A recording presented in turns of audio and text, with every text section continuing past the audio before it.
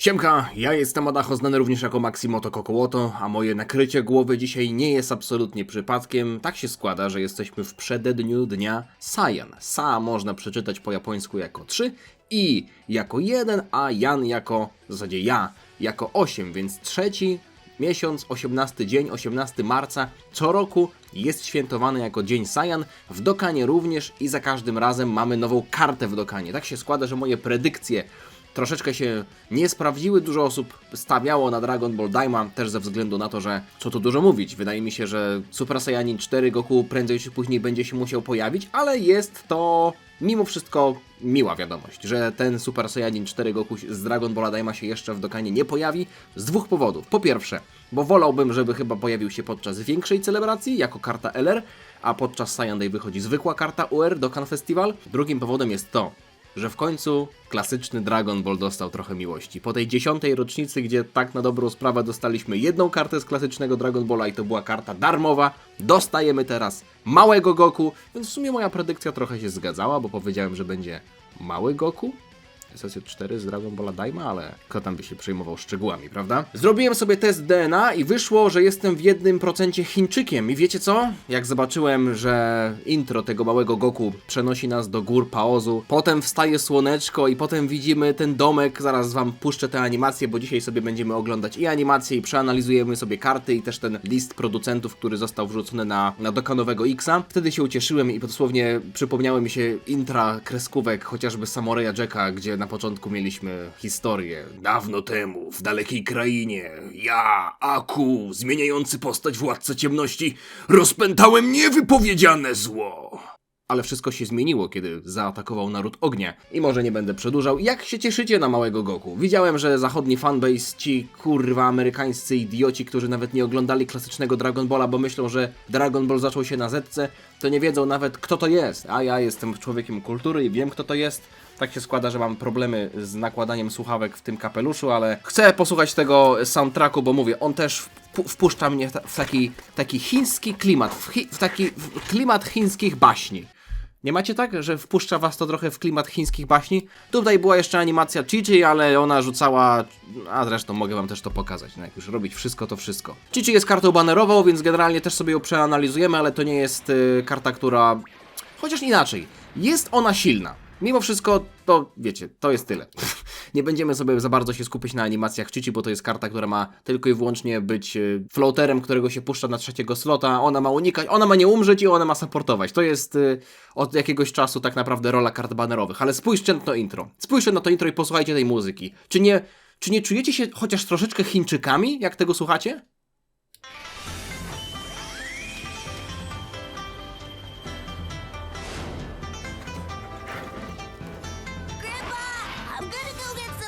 I ten angielski dubbing.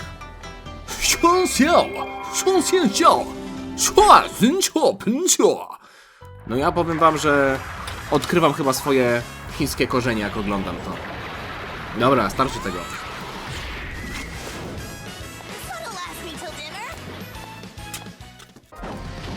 Ja już te animacje widziałem. Nie powstrzymałem się od obejrzenia ich rano. Wiecie, co mi się podoba w tym wszystkim? Oczywiście intro jest genialne. Bardzo podoba mi się to wejście tutaj na samym początku. Ten kadr wygląda dosłownie jak z komiksu. Jakby był wyciągnięty z mangi Toriyamy. I jeszcze to, że mamy tutaj na początku noc, potem wstaje dzień. Genialnie to wygląda. To wygląda jak animowana manga. Ten domek. W ogóle w sumie mógłbym wam puścić angielską. Nie angielską, tylko japońską wersję. Ale już pomińmy to. Dragon Ball... Tak się zaczął przecież. Świecąca smocza kula. Tutaj mamy Active Skilla, który tym razem nie będzie dawał, nie będzie zadawał obrażeń. Do tego też sobie zaraz przejdziemy. Zobaczcie na tego małego Goku, jak on jest pięknie narysowany. Podoba mi się profil małego Goku. On zawsze był rysowany z takim płaskim czołem i z taką wypukłą buzią. I te włoski tak opadające w dół. No to jest moja ulubiona wersja Goku autentycznie. Tutaj mamy atak, w zasadzie dwa ataki. Jeden atak jest zwykły, a drugi jest unit super atakiem. Jak widzicie na arcie tej karty, na obrazku karty jest również Bulma. Na szczęście nie jest ona w nazwie, bo to by... Chociaż gdybyśmy mieli na przykład mechanikę Exchange, to mielibyśmy i kategorię Goku, i kategorię Bulmy. Jeśli mielibyśmy znowu łączoną, w sumie już którąś z kolei kartę Goku i Bulmy, to tych kategorii byłoby bardzo, bardzo mało. Także Bulma jest tylko, jak widzicie, unit super atakiem, czyli jeśli mamy ją w rotacji, to ten atak się aktywuje. Na plus jest zdecydowanie to, że nie jest to tylko i wyłącznie alternatywna wersja tego pierwszego ataku, bo tutaj mieliśmy papier, kamień, nożyce, czyli atak, który Goku w zasadzie też ma na kilku innych kartach, tylko że tu jest troszeczkę ulepszona wersja. A w tym przypadku mamy zupełnie inny atak, prawda? Goku i Bulma lecą sobie, jadą sobie na swoich pojazdach. Bulma jak strzela, to aż mruga, to mi się podoba, ten mały szczegół jak mruga oczami albo jak jest odrzut przy strzelaniu z pistoletu. Tutaj mamy nawiązanie do openingu, Maka Fushigi Adventure, więc jeśli chodzi o animację, to tak to wygląda i w sumie możemy sobie zrobić jeszcze, albo dobra, nie muszę być taki duży, będę wam to pokazywał w ten sposób. Generalnie dostaliśmy kilka jeszcze informacji tyczących się samej kampanii, tak jak mówię, zaczyna się ona 18 marca i mogę was już teraz zaprosić na Samony, bo tak jak mówię, publicznie widzicie to dzień przedtem. Nagrywam to tak naprawdę 16. Dobry magik, tak jak mówię, już wielokrotnie o tym mówiłem, że dobry magik nie zdradza swoich sztuczek, więc może nie powinienem był wam o tym mówić, że nagrywam to jeszcze dzień wcześniej, ale ja nie jestem ani magikiem, ani jestem dobrym magikiem, także mogę wam zdradzić to, że tak naprawdę nagrywam to 16. Jeśli jeszcze dzisiaj to zmontuję, to wspierającym wrzucę to wcześniej, ale zapraszam was na wtorek, czyli na 18. Na prawdopodobnie, nie wiem, godziny standardowe 17-18 będę robił samony. Prawdopodobnie wpadnie Fuzji, może wpadnie też Gecik jak będzie chciał. Nie wiem, czy Gecik będzie samonował. Fuzji raczej nie będzie samonował, bo nie ma DS-ów, ale tak po prostu jako dobry duszek się pojawią tutaj chłopaki, jako dobre duszki w ramach takiego występu gościnnego. Tak czy siak, ten list producentów jest dla mnie troszeczkę mało informatywny i trochę budzi moje obawy. Ze względu na to, że Saiyan Day to jest zazwyczaj jedna z większych celebracji, nie jakichś największych w ogóle, takich pokroju rocznicy, czy WWC, czy Tanabaty. Ale Saiyan Day to jest punkt zaznaczony od lat na mapie Dragon Ballowego świata i też na mapie Dokana, więc ludzie oczekują, że coś tam zawsze się fajnego pojawi, że ta celebracja będzie jakkolwiek ekscytująca. Oczywiście wychodzimy z 10. rocznicy, więc trudno byłoby jakkolwiek zbliżyć się do tego poziomu, ale nie dostaliśmy ani specjala Dokkan Now, ani nie dostaliśmy żadnych teaserów takich na Twitterze, które mogłyby nam sugerować, w sensie, że moglibyśmy się domyślać, tak jak na przykład na WWC były te filmiki z Brolim, w zasadzie z takim Kinto lecącym na... To nie było Kinto, to się okazało, że to była kapsuła lecąca na niebie. Nie chodzi mi o to, żeby codziennie wrzucać jakiś nowy trailer, ale została ta celebracja potraktowana trochę jak taki zwykły Dokkan Fest, który wychodzi gdzieś tam w kwietniu sobie na przykład, albo w sierpniu przed WWC, a między rocznicą. Więc teraz już rocznica oczywiście jest przeniesiona na globalu. Więc jestem trochę zdziwiony. Tutaj mamy tak naprawdę zero konkretnych informacji. Mamy informacje na temat tego Goku. Jak widzicie, jest Bulma na arcie, ale to jest tylko i wyłącznie kwestia unit super ataku. No i mamy kilka ciekawych informacji tyczących się kontentu. Oczywiście mamy standardową kampanię na szybsze zdobywanie medali do Awakeningu. Podoba mi się to, że mamy już tutaj podgląd, jak ten Goku będzie się prezentował w wersji SSR, czyli będziemy mieli tego małego Goku, który trzyma długo krótka. Jest to też nawiązanie do kadru z mangi. Szczerze mówiąc, ten kadr podoba mi się znacznie bardziej, bo tutaj Goku wygląda dosłownie jak karta free to play. Nie podoba mi się w ogóle ten wygląd Goku, aczkolwiek nawiązanko do tego kadru z mangi jest na duży plus, więc szkoda, że nie jest to zamienione, ale cóż, jestem przyzwyczajony do tego, że w Dokanie często te arty kart SSR albo też kart UR, jeśli potem karta budzi się do legendarki. Po prostu te karty przed Dokkan Awakeningiem bardzo często są lepsze. Dobrym przykładem jest God Goku, też z Saiyan Day bodajże 2 lata temu. No to jego SSR art, jak gość wygląda, jakby wstępował do nieba, jest bardzo, że tak powiem, surowy, ma dużą aurę, natomiast potem wygląda to tak średniawo. Tak czy siak, będzie Red Zone związany również z Dragon Ball Sagą, czyli seria trudnych walk, jak trudnych się okaże. Nie sądzę, żeby to były jakkolwiek trudne walki, chociaż zobaczymy, jak będzie wyglądał Power Clip po 10. rocznicy. No i rzecz, która wydaje mi się, że troszeczkę bardziej ekscytuje fanów z zachodu, ze względu na to, że jest to karta, która trochę się już zapisała w historii Dragon Balla jako karta bardzo dobra. Ten Goku z Path to Power będzie miał EZA, czyli zostanie przebudzony po raz kolejny. Jakaś specjalna paczka. Szczerze mówiąc, te 126 tęczowych orbów, Link Skill orbów wygląda bardzo soczyście, natomiast reszta w ogóle mnie nie obchodzi. Ewentualnie może jeszcze bym przygarnął te różowe, ale niebieskie skill orby mnie w ogóle nie obchodzą, kule potencjału mnie w ogóle nie obchodzą, praktycznie najmniej z tego wszystkiego. Elder Kaioshin też mnie nie obchodzi, więc gdyby na przykład było tak, że daliby w paczce te tęczowe Link Skill orby, te pozostałe, te średnie i te małe, mogliby je wyrzucić, nie wiem, mam to w dupie kompletnie, ale gdyby dodali na przykład zamiast tej reszty rzeczy klucze do levelowania linków, czyli to byłaby taka paczka bardzo mocno nastawiona na levelowanie linków, myślę, że bym się skusił, w zależności oczywiście od ceny, ale podejrzewam, że też ze względu na to, że jest tutaj dużo tych potencjalnych, tych orbów do ukrytego potencjału, cena będzie trochę wygórowana i to się po prostu nie będzie opłacać, no nie? Ja akurat mam tych orbów tyle, że w życiu ich nie wykorzystam. Ulepszyłem praktycznie wszystkie karty, które mam możliwe do ulepszenia, włącznie jakby licząc też duplikaty do jakichś kart, które mi w ogóle nie będą potrzebne, byłyby potrzebne, gdyby przywrócili Chain Battle, na co liczę, że poprawią Chain Battle i je kiedyś przywrócą, więc nie wiem, no mam tych orbów już tak dużo, że totalnie nie jest mi to potrzebne, ale oczywiście jest to też paczka nakierowana na nie tylko na mnie, tylko na innych graczy, prawdopodobnie też na jakichś nowych graczy, którzy będą mogli z tego skorzystać. Tak czy siak, to by było na tyle, jeśli chodzi o ten list producentów. Jak widzicie, za dużo informacji tutaj nie ma. Zobaczymy, jak będzie się prezentował ten Goku i jest tutaj napisane, że on będzie dobrze współpracował z nowym Goku.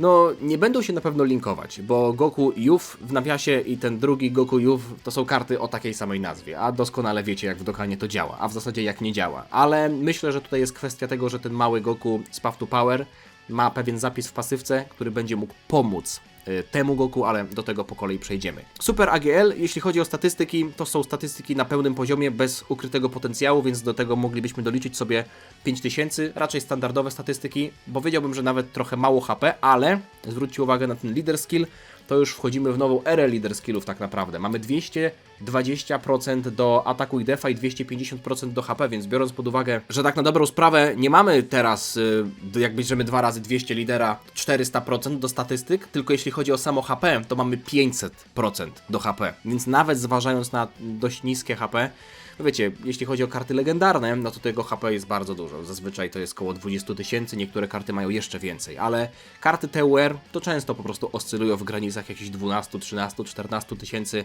bez ukrytego potencjału, więc tego HP jest nominalnie mniej, jeśli bierzemy pod uwagę, że mamy 2 liderów jako karty TUR, a nie karty legendarne, no ale ten leader skill będzie to nadrabiał. Tak czy siak, chcę zwrócić tutaj uwagę na to, jaki to będzie leader skill. DB Saga, Earthbred Fighters to są główne kategorie, dodatkowe kategorie to jest Youth i Dragon Ball Seekers. I chwilę Wam teraz poświęcę na to, żeby pokazać, jak tak naprawdę wygląda pełen zestaw tego leader skilla. Wybrałem sobie tutaj na stronce Dokkan Info w narzędziach, mamy tutaj narzędzie do 200% leader skilla. Możecie sobie tutaj dodać główne kategorie, które są tymi pierwszymi 2 i te 2 bonusowe, które dostają dodatkowy buff, czyli w tym przypadku dodatkowe 50%. Patrzcie. To są karty, które będzie można umieścić pod leader skillem tego Goku i będą one korzystać z pełnego leader skilla. Jest tutaj kilka naprawdę dobrych kart, powiedziałbym nawet, że elitarnych, takich jak Gohan, takich jak Gotenks. To są karty, które mają delikatne mimo wszystko ograniczenia. Ten Gohan ma tutaj intro pod warunkiem, że jest inny sojusznik z kategorii Full Power albo Android Cell Saga. To myślę, że mogłoby to pasować, szczerze mówiąc. Bo mamy chociażby tego gościa. Więc to jest gość o takiej samej nazwie, Super Saiyan 2 Gohan Youth, ale ja jestem jego fanem, pograłem nim trochę i jakoś mi się on podoba. Rzucam go sobie na 3. slota, jest on po prostu takim floaterem, ale podoba mi się jego support. Sojusznicy superklasy, atak def 40%, ma zmianę orbów, ma tak naprawdę redukcję damage'a 50% z 3 kulami zebranymi. Co prawda to nie jest karta, która będzie jakkolwiek się linkować z tym nowym Goku, ale może przejdźmy do jakby tej głównej listy, żeby zobaczyć, kogo byśmy ewentualnie mogli wyrzucić. Jest oczywiście Daima Goku, nadal bardzo dobra karta, ale biorąc pod uwagę, że ten nowy Goku raczej potrzebuje mieć w drużynie kogoś w stylu Bulmy, jeśli bierzemy pod uwagę jego unit super atak, ale przede wszystkim to intro, czyli w drużynie, w zasadzie w tej samej turze musi być postać z kategorii DB Saga, Młodość albo Dragon Ball Seekers. Oczywiście Gohan SSJ2 pasuje tutaj ze względu na to, że on jest młody, więc moglibyśmy nim aktywować to intro, ale pod kątem linków to się nie będzie za bardzo spinać, bo mamy Incredible Adventure, Guidance of the Dragon Balls i to są linki przeznaczone totalnie dla Dragon Ballowej sagi. No a ten Gohan z Android Sagi ma po prostu super saiyańskie linki i to tyle, więc średnio by się ewentualnie linkowali. To jest... Myślę sobie, że leader skill tego Goku mógłby zyskać, gdyby zmienić troszeczkę, gdyby rozbić te kategorie. W ten sposób, że nie mielibyśmy jako główne kategorie DB Saga Earthbred Fighters, a dodatkowe Youth Dragon Ball Seekers, tylko zrobić coś w tym stylu. Czyli zamieniamy i na przykład Earthbred Fighters wrzucamy jako dodatkowy warunek, albo inaczej nawet. Youth i Earthbred Fighters to jest pierwsza kategoria, a DB Saga jest tą dodatkową, więc mielibyśmy możliwość wrzucenia na przykład Roshiego albo dziadka Gohana. Wyklucza karty, które mogłyby też korzystać, nie wiem, Jackiego Chuna, które mogłyby korzystać z faktu, że są w Dragon Ballowej sadze i mają na przykład w pasywce zapisy, że jeśli jest w drużynie Goku Youth, to coś tam. Więc trochę ubolewam, że nie jest to rozbite, że DB Saga nie jest dodatkowym warunkiem, bo cieszę się, że DB Saga dostało nowego leader skilla, ale nie możemy korzystać z pełni tej kategorii ze względu na to, że te dodatkowe statystyki to nie są statystyki, które obejmują większość tej kategorii. No na przykład właśnie Roshiego i Gohana tutaj nie ma. Tak czy siak, jeśli chodzi o tego Goku, myślę, że to nie będzie żaden problem, żeby odpalić intro, bo nawet jeśli wrzucilibyśmy do drużyny Gohana, czy mielibyśmy wrzucić, chociaż nie wiem w sumie, czy Daima Goku jest w kategorii Youth? On jest na pewno w kategorii Dragon Ball Seekers, bo w Dragon Ballu Daima szukali smoczych kul. A myślę, że jak ktoś ma tego Goku z Dragon Balla Daima, to on jest absolutnym obowiązkiem, żeby wrzucić go do tej drużyny, no bo tak w zasadzie to co mielibyśmy? Tak, licząc po prostu dobre karty, nie patrząc na jakiekolwiek warunki.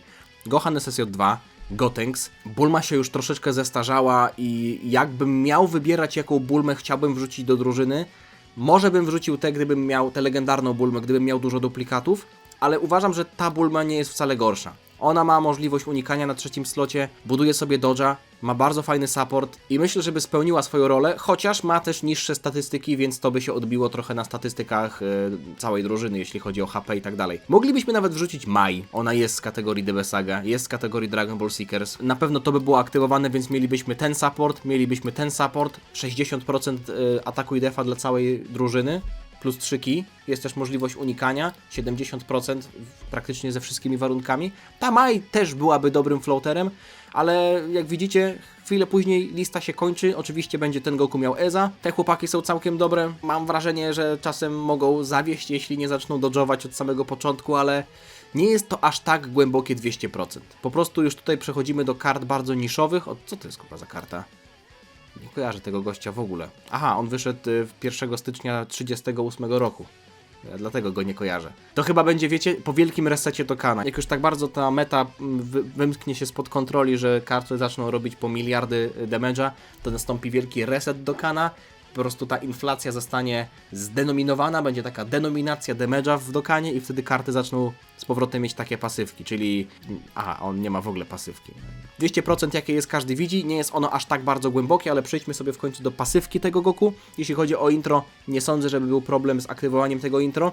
I jest to intro, które bardzo mi się podoba. Gwarantowany super atak, redukcja damage'u 40%, a żeby zobaczyć, co tak naprawdę daje super atak, to musimy sobie kawałek dalej skoczyć. Stakowanie ataku i defa, myślę, że to jest bezpośrednio przemyślane w taki sposób, żeby ten Goku był grywalny w nowym evencie, czyli w tym festiwalu bitew. Ten niby najtrudniejszy event, jak mówię, wrzuciłem wam film dla wspierających, bo to był taki film, gdzie po prostu siedziałem i tam burczałem sobie coś pod nosem. To nie był taki pełnoprawny materiał, ale chciałem dla chętnych, żeby wrzucić, żeby mogli sobie zobaczyć, jak wyglądała moja finałowa walka. Miałem kilka tych podejść, w zasadzie chyba 4 miałem podejścia. Jednego nie nagrywałem, bo zrobiłem głupotę. Jak doszedłem, tak abstrahując w ogóle od tego, o czym teraz rozmawiamy. Pierwsze podejście to było to na live'ie. Drugie podejście wrzuciłem do tego filmu i odpadłem na Vegito ze względu na to, że wyrzuciłem, po prostu zrobiłem błąd w rotacji. Mogłem zostawić swojego drugiego Vegito w rotacji, a go wyrzuciłem i wtedy miałem jedną taką gołą rotację z Vegito bez active skilla i wtedy on mi się wywalił przed super atakiem, bo najpierw atakował przeciwnik, a potem ja. Więc to było drugie podejście. Trzecie podejście wyglądało tak, że doszedłem do etapu, w którym był Goku z klasycznego Dragon Balla, ten Goku już nastoletni, który miał możliwość blokowania ataków ki. I ja sobie pomyślałem, że w takim razie będę go atakował dużą ilością ataków ki, żeby moje postacie się stakowały. Ale trochę nie doceniłem jakby ilości HP tego gościa i go nie zdążyłem dobić. Mówię, o kurde, coś za dużo HP mu zostaje, a ja go tak specjalnie biłem tymi atakami ki, w sensie Goku i Vegito i Gogeta mieli exchange'a, prawda? I ten jeden Goku ma dużo ataków ki, więc sobie ustaliłem tak, żeby oni atakowali ki, żeby się stakowali, a żebym go nie zabił szybko i się okazało, że go w ogóle nie zabiłem. Także to było moje trzecie podejście, a w czwartym się już udało. Także myślę, że to jest też, biorąc pod uwagę efekt super ataku, który jest przemyślanym z myślą o tym evencie, chociaż to są tylko 20, z tego co kojarzę, procentowe staki. Ataki def nie ma żadnego greatly raises, absolutnie nie ma massively raises, także są to zwykłe staki, ale jest to długi event, więc myślę, że ten Goku będzie się w stanie stakować. Jeśli chodzi o dodatkowy efekt super ataku. Aha, no mamy oczywiście Seala, to też się czasem przydaje w niektórych eventach. Jeśli mamy Bulmę w tej samej turze, to jest też stack, ale Seal zamienia się na stuna. Oczywiście jest to lepszy efekt, chociaż są przeciwnicy, których można sealować, a nie można stunować, więc nie zawsze to będzie wchodziło. Uważam, że jest to spoko akcja, ponieważ nie zawsze będziemy mieli Bulmę w rotacji i gdyby na przykład efekt tego unit super ataku był znacznie lepszy niż zwykłego super ataku, a ten zwykły super atak byłby w jakimś stopniu wybrakowany, to byłoby to zmuszenie gracza do tego, żeby trzymać tę Bulmę w rotacji. A tutaj mamy po prostu inną animację, inny też typ super ataku, bo zwróćcie uwagę na to, że zwykły jest unarmed, jak to się mówi, czyli po prostu ręką bijemy, a tutaj mamy weapon, czyli bronią, prawda? Bo Bulma ma i pistolet, a Goku ma długokrótkę. W zasadzie chyba chodzi po prostu o ten pierwszy atak, który jest wykonany za pomocą broni. Także Bulma decyduje o tym, że jest to atak bronią. Także ten dodatkowy super atak, który mamy na pasywce, się przyda, ponieważ będą to dodatkowe staki, ale redukcja damage 40% na 7 tur. To mi się podoba. Do tego jeszcze wrócimy, bo 7 tur to nie jest mało, ale w kontekście chociażby tego festiwalu bitew to jest sporo. Są eventy na przykład takie jak Formidable Foes, już nie pamiętam jak to się nazywa, to jest taki powiedzmy nowy, trudniejszy SBR, gdzie mamy kilka krótkich walk z rzędu i to są walki, które kończycie w 5, 6, maksymalnie 7 turach, więc to intro zawsze będzie aktywne, więc ten Goku jest już automatycznie lepszy też na krótkie eventy, ale to stakowanie też daje mu możliwość zabłyszczenia w dłuższych eventach. Podstawowe efekty, atak dev 200, bazowa redukcja damage'a 20% zawsze, więc z tym intro przez 7 tur mamy 60%. No i dodatkowy atak, który ma 70% szans na super atak, czyli generalnie możecie robić 3 super ataki tak po prostu, plus ukryty potencjał 4. Pamiętajcie, że ta postać stakuje. Kiedy atakujemy z 12 ki, czyli po prostu naładujemy mu super atak, atak 100, 55% szans na kryta w tej turze, 25% szans na unik w tej turze. Czyli to są efekty, które aktywują się dopiero po naszym zaatakowaniu. Czyli to nie jest coś, co aktywuje się na pierwszym slocie, zanim my tak naprawdę zaatakujemy. Jeśli jesteśmy atakowani najpierw, tego dodge'a nie ma. Na zasadzie atak i kryt się tutaj w ogóle nie przydają przy przyjmowaniu obrażeń, więc jakby jest to kwestia tylko i wyłącznie tego dodge'a. Aczkolwiek jest tutaj mechanika, która uaktywnia się przy przyjmowaniu ataku. To jest chyba w ten sposób napisane, jak miał na początku Fusion Zamasu z WWC 2 albo 3 lata temu. Czyli przy przyjmowaniu ataku dostajemy dev 200, czyli nie po przyjęciu obrażeń, tylko w momencie, w którym zostajemy jakby namierzeni super atakiem, albo w ogóle nie super atakiem, tylko atakiem, to ten buff do defa się aktywuje. Myślę, że tak to się odbywa. Nie chcę tutaj Was skłamać, ale to jest akurat fajnie zaprojektowana umiejętność, bo bardzo frustrujące jest w przypadku niektórych kart to, albo było, bo raczej od tego dzisiaj nowe karty odchodzą, że to pierwsze uderzenie dawało nam bardzo dużą defensywę, a dopiero kolejne dobrze tankowaliśmy. Dużo było takich kart i czasami bywało tak, że pierwszy był po prostu super atak i przeciwnik nas zabijał, zanim my byliśmy w stanie włączyć sobie jakąś większą redukcję damage'a czy defa. Za każdy super atak wyprowadzony permanentnie atak plus 50 maksymalnie do 200, czyli jesteśmy teoretycznie w stanie to zrobić w pierwszej turze, bo mamy zwykły super atak, potem z intro, potem ten z pasywki i jeszcze ukryty potencjał. Nawet jeśli będziecie mieli kartę na 55%, to przypominam, że jest to karta AGL, która ma bazowo w ukrytym potencjale 5 punktów do dodatkowego ataku, więc z małą dozą szczęścia, plus jeszcze możemy pomóc sobie skill orbami, które też, jakby ktoś chciał, mógłby dać w additionala. Możemy ten buff do ataku tak naprawdę już sobie zapełnić w pierwszej turze, ale w drugiej to już na 100%, bo mamy super atak i drugi super atak gwarantowany z intro, więc nawet jeśli mielibyśmy normala i potem ukrytego potencjału nic, no to w kolejnej turze znowu mamy zwykły super atak i dodatkowy super atak z intro. Po 7 super atakach, w najlepszym przypadku mielibyśmy to już w drugim pojawieniu się. 4 ataki na turę, więc w drugiej turze mamy już teoretycznie 8 ataków, nawet bez dodatkowego ukrytego potencjału. Mamy 4, tak? Potem 3, 7, garda i dodatkowy super atak na całą walkę. To mi się bardzo podoba i jest duża szansa na to, że to się aktywuje zanim skończy się intro. I to jest dobra informacja, ponieważ 60% redukcji damage'a, garda i jeszcze stakowanie defa to są solidne podstawy do tego, żeby ta karta bardzo dobrze tankowała, aczkolwiek pytanie brzmi, i ja tego Wam już nie jestem w stanie powiedzieć, jak wysoka będzie ta defensywa i czy będzie ona na tyle wysoka, żeby zrekompensować brak redukcji damage'a 40% po 7 turach. Na przykład Super Saiyanin 4 Goku, którego mogę wam tutaj teraz pokazać. To jest karta, której ja przyznam się szczerze nie doceniłem. Absolutnie nie doceniłem. Grając ją teraz podczas tego nowego eventu festiwalowego, Festiwal Bitew, totalnie nie sądziłem, że ona będzie aż tak dobra defensywnie. Gość ma, zobaczcie, 10% redukcji damage'a. To jest oczywiście kwestia jakby supporta, ale on też z tego korzysta. Zwiększę wam trochę stronę. 10% redukcji damage'a, 70% defa, ale jeśli chodzi o to, co on robi, garda, 10% i stakowanie, no nie? On nie ma więcej procent redukcji damage'a. On nie ma nic tutaj takiego. Oczywiście dostaje bardzo dużo defa, ale bazuje tylko na wysokim defie, na gardzie i na 10% redukcji damage'a. I on był w stanie tankować absurdalne liczby. Dosłownie ataki, które wykraczały poza jakiekolwiek wyobrażenie. On był w stanie tankować ataki Daima Goku, który bił po 17,5 miliona, czy ile tam on miał. Oczywiście nie sądzę, żeby ten Goku był w stanie aż tak bardzo jakby dochodzić szybko do tych liczb, biorąc pod uwagę, że Daima Goku to była już tam, wiecie, 50 któraś tura walki. To patrzymy tutaj na realistyczny scenariusz, ale realistycznym scenariuszem też jest to, że przeciwnik nie będzie bił za 17,5 miliona. Więc będziemy mieli 20% redukcji damage'a.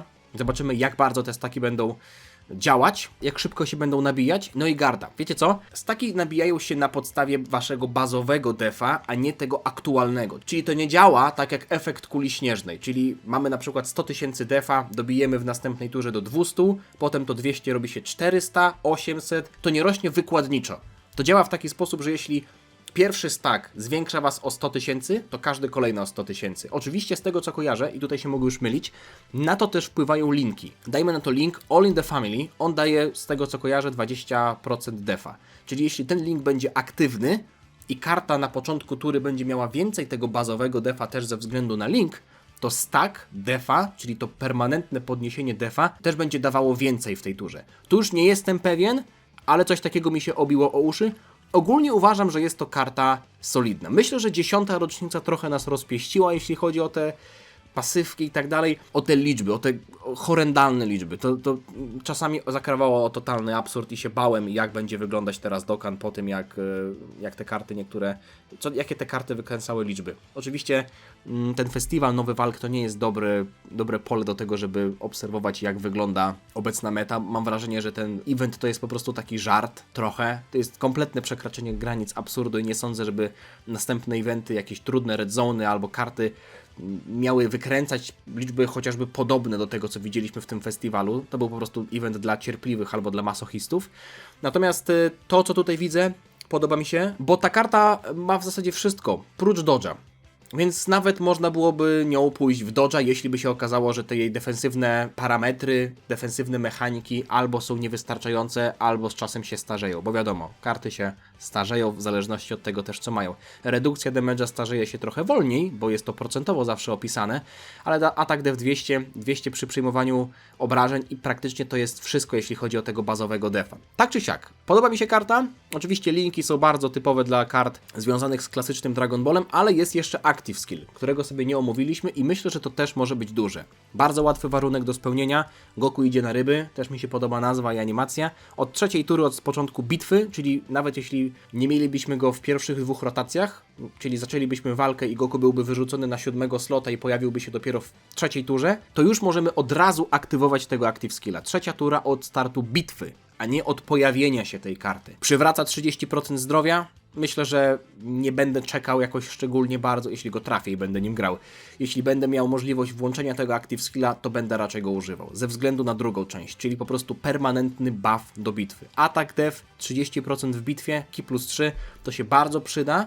Też ze względu na możliwości ofensywne, ale myślę, że to bardzo pomoże Goku, jeśli chodzi o jego możliwości defensywne. Dodatkowa defensywa jest kluczowa, jeśli chodzi o redukcję damage'a, bo redukcja damage'a działa procentowo. Im więcej defa macie, tym więcej redukcja damage'a jest w stanie wam pomóc. Jeśli karta miałaby bardzo malutko defa i na przykład 80% redukcji damage'a, nie sądzę, żeby to wytrzymywało. Najlepszym przykładem są na przykład te stare karty Golden Freezy, który ma 70-80% redukcji damage'a, ale defensywy ma jakieś 100 000 i jest w stanie po prostu jakikolwiek boss go złożyć, ze względu na to, że to musi współdziałać. Jesteśmy już w czasie jakby po 10. rocznicy.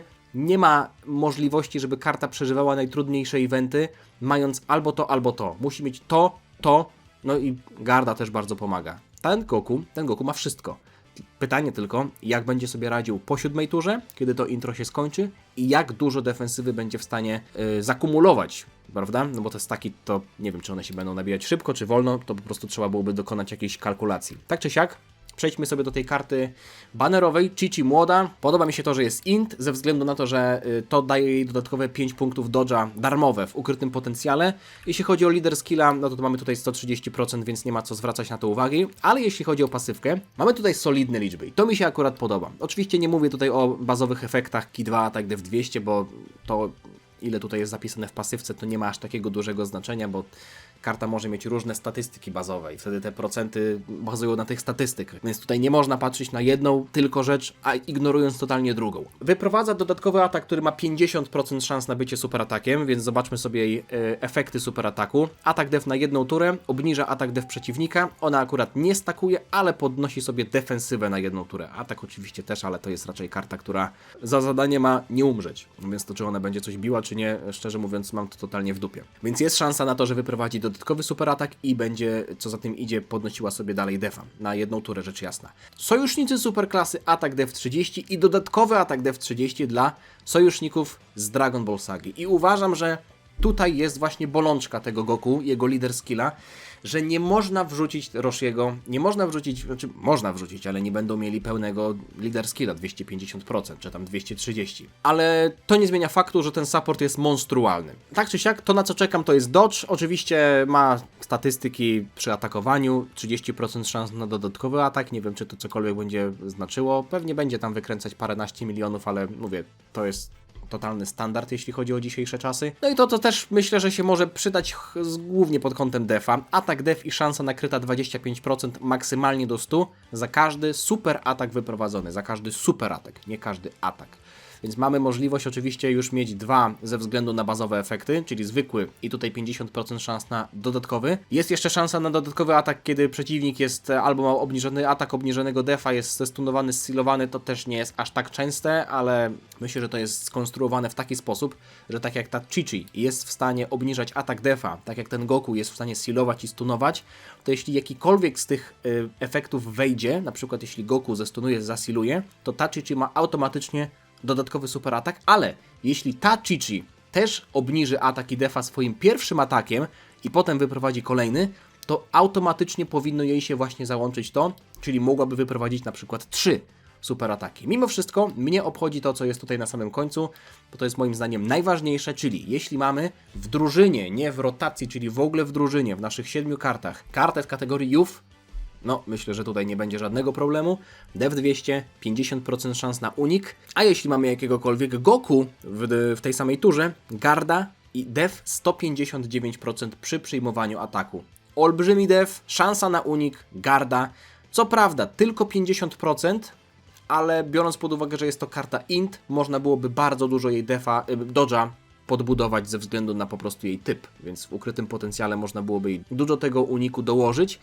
No i jeśli spojrzymy na to tak po prostu całościowo, to mamy kartę, która może sobie siedzieć na przykład na trzecim slocie, wyprowadza kilka super ataków, na każdym z nich podnosi sobie defa, ma bardzo dużo defa ze względu na to, w jakiej drużynie się znajduje, ma gardę, 50% szans przynajmniej na unik, realnie więcej, bo ma oczywiście też w ukrytym potencjale unik, 60% supporta dla kategorii DB Saga, Superclass tak naprawdę, więc Piccolo Dai mało by z tego nie korzystał. I też pod kątem linków bardzo dobrze pasuje do kategorii DB Saga, bo mamy linki, które mogłyby się po prostu nawet łączyć z takim Goku. Innocence, Incredible Adventure, Guidance of the Dragon Ball, Infighter, Fierce Battle, Battlefield Diva to jest tylko żeński link, ale nawet gdybyśmy mieli w rotacji jakąś Bulmę, to mogłoby też tutaj to z tego skorzystać, więc jestem fanem obu kart. Nie wiem, czy to jest kwestia tego, że jestem trochę rozpieszczony po 10. rocznicy, to nie są karty na poziomie oczywiście 10. rocznicy, chyba że bierzemy pod uwagę jakieś tam gorsze karty z 10. rocznicy, ale podoba mi się fakt, że są to karty z klasycznego Dragon Balla. Będę oczywiście samonował, zwłaszcza biorąc pod uwagę, że będzie wracał chociażby Goku Ultra Instinct, którego nie mam, i kilka prawdopodobnie kart, których też nie mam, czyli God Goku, który mnie unika od dłuższego czasu. Jestem fanem tych kart. Chciałbym zobaczyć, jak będą wyglądać jej liczby, więc wtedy się tak naprawdę przekonamy, czy te staki Goku będą się szybko nabijać, czy te staki będą robić różnicę, czy będzie on w stanie być wartościowy defensywnie po tych 7 turach, kiedy jego redukcja damage'a drastycznie spada, bo umówmy się, 60% garda to jest spoko, 20% i garda to też jest ok, ale do tego musi dojść duży def. Zobaczymy, czy Goku będzie w stanie go dobić. Chyba o wszystkim powiedziałem, także tyle jeśli chodzi o dzisiejszy odcinek. Dajcie znać, czy będziecie samonować. Mam nadzieję, że mój opis tych kart Wam się spodobał. Jeśli coś powiedziałem źle, to możecie mnie oczywiście poprawić. Zapraszam Was jeszcze raz na samony. Prawdopodobnie 17, 18, jakoś tak, także czekajcie po prostu na zapowiedź na moim kanale, żeby niczego nie przegapić, włącznie z jutrzejszym streamem. Lajka też możecie zostawić, ale generalnie chodzi o suba. Zostawcie suba. Dzięki, trzymajcie się, na razie, cześć. Dziana.